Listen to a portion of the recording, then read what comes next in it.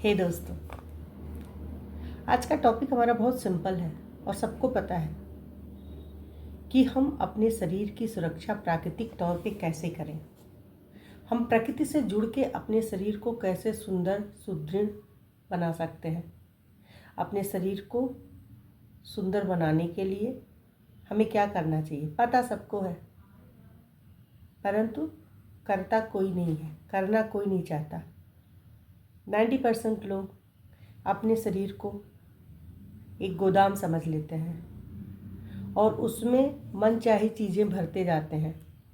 शरीर की इच्छा हो या न हो, जिह्वा की इच्छा हो या न हो, आँखों की इच्छा हो न हो, हमारी इंद्रियों की इच्छा हो न हो, लेकिन उसके अनुकूल, उसके विरोध में जाके हम अपने शरीर के साथ लगातार अत्याचार पे अत्याचार करते जाते हैं और हमारा शरीर उस अत्याचार को बर्दाश्त करता जाता है।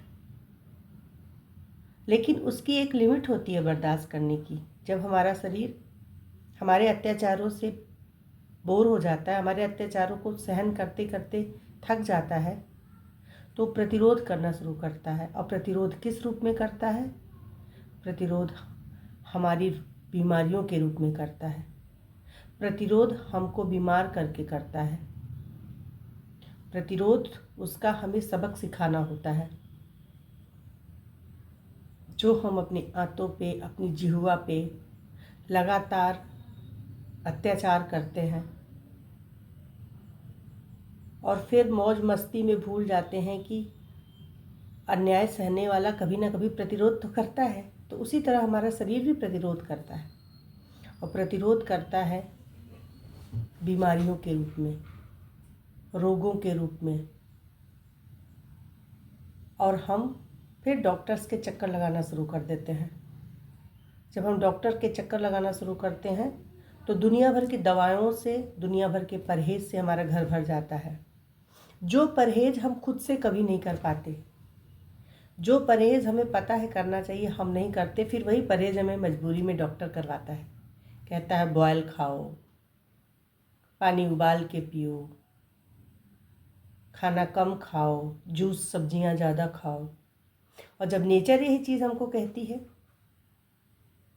जब हमें यही चीज़ प्रकृति कहती है, जब हम बच्चे होते हैं, छोटे होते हैं, तो हमें क्या पता होता है हमें क्या खाना है?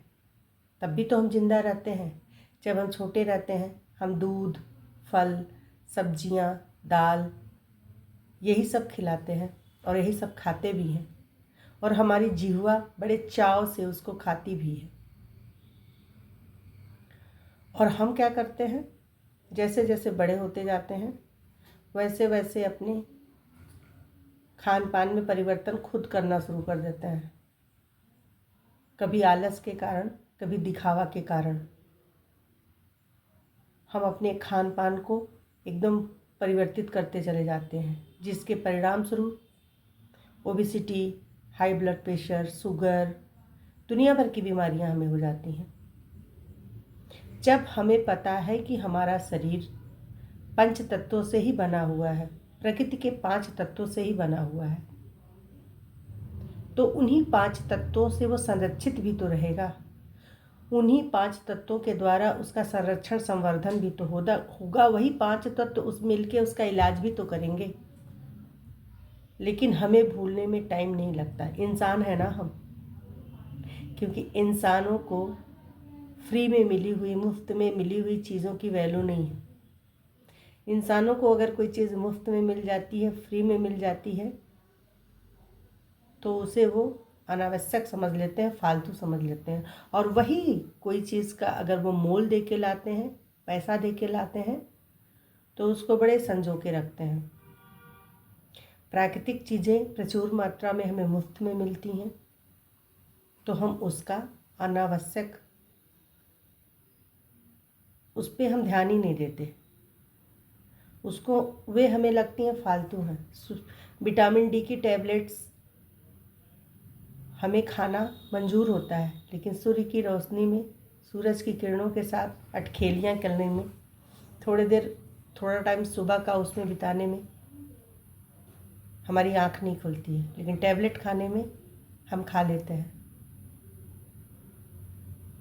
और हम कैल्शियम खा लेंगे, कैल्शियम की गोलियां खा लेंगे, आयरन की गोलियां खा लेंगे, लेकिन हरे साग सब्जियां हम नहीं खाएंगे।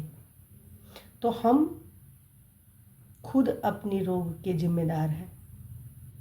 अगर हमें निरोग रहना है, पहले कहा जाता था 1964 और 68 में हम कहीं पढ़ रहे थे कि लोगों की उम्र 166 वर्ष, 168 वर्ष, 175 वर्ष तक होती थी। बस उन्होंने अपनी दिनचर्या को अनियमित नहीं किया, उन्होंने अपनी दिनचर्या को नियमित किया, खान पान को व्यवस्थित किया, प्रकृति से जुड़कर रहे। आज हमारी औसतन आयु 60 वर्ष हो गई है। हमारी कमज़ोरियों की वजह से, हमारी खान पान, हमारी जीवन शैली अव्यवस्थित होने की वजह से हमें अपने खान पान, अपनी दिनचर्या,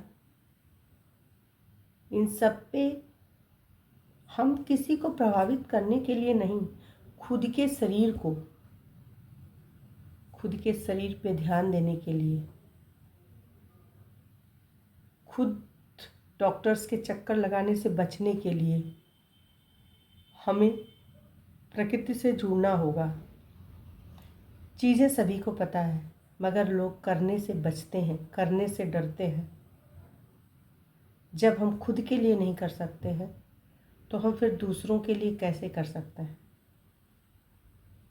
हमें खुद के लिए खुद से करना पड़ेगा, अपनी आदतों में सुधार करना पड़ेगा।